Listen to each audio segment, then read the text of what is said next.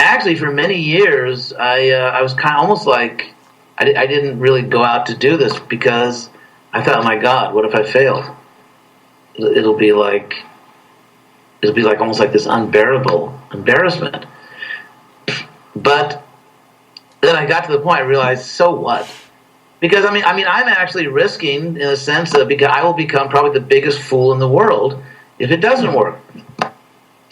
So, and again, no one has to worry that about deviation, because if we do not remain faithful to Prabhupada's teachings, his practices, his institution, everyone will know it. And if it doesn't really increase the preaching, everyone will know it. So I think an intelligent response to Krishna West would be curiosity.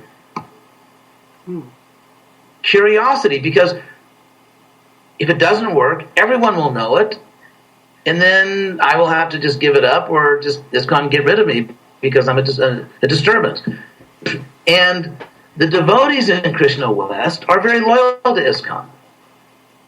It's funny because they always come to me and say, you can't say that because the GBC won't like it. I mean, it's funny. The leaders of Krishna West are extremely loyal to Prabhupada and ISKCON. And they're deeply concerned about being respected members of ISKCON. So it's not, you see, it's not a movement made up of frustrated people that want revenge on ISKCON. You know, if you think of like certain Gaudiya Math people, so-called acharyas, who came and stole people, and the people they stole were people who were not happy in ISKCON. People who had some grievance, some complaint that I was mistreated or this happened or my guru fell down. And people who knowingly, with their eyes open, chose something else that was not ISKCON. Krishna West is actually the exact opposite of that. Krishna West is not made up of people who are frustrated with ISKCON. It's actually made up of people who are very loyal to ISKCON and who love ISKCON and who love Prabhupada, and that's the reality of it. So there's no real danger of it becoming some kind of another deviant thing. And what if it works? What if it actually works? What if this is, as we say in America, a game changer?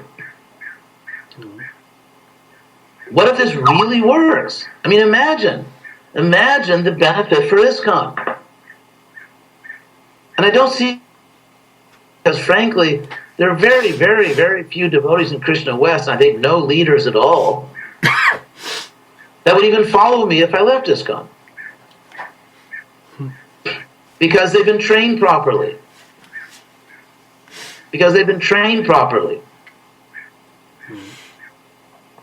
So I don't see the great danger, and what if it works? What if this changes history? Not me. Only Prabhupada can change history and Krishna. But what if, because, what we find is Prabhupada often makes different kinds of statements on the same topic, but because of our own psychology, it's very common in ISKCON that devotees will embrace one of those statements and ignore the other one.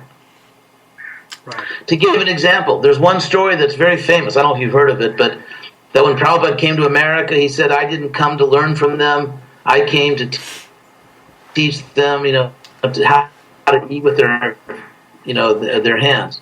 But so some people love that statement. Why? Because frankly, immature devotees tend to love statements where Prabhupada bashes the West and puts them down, and they're nothing, and we're everything. They love those statements.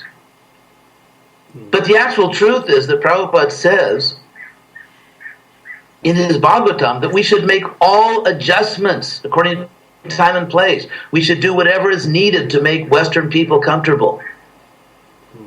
Obviously within boundaries. It doesn't mean that we eat meat or give up. Like if someone says, I don't like the word Krishna, that's your problem. We're going to chant Hare Krishna. But if someone says, I prefer Western music, that's not demonic. It's not saying I don't like Krishna. So Prabhupada adjusted a million things. Prabhupada said, I didn't come to learn from them. Prabhupada he learned so many things. He used all the Western technology. He formed a corporation. Guess what? Corporations are a Western invention.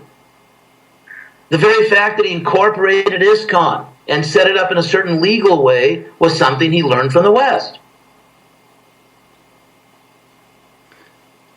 It's even funny. So this attitude, what's that? It's even funny, the word GBC is adopted from the British Railway Institution, which was operating in India 100 years ago or so. Yes.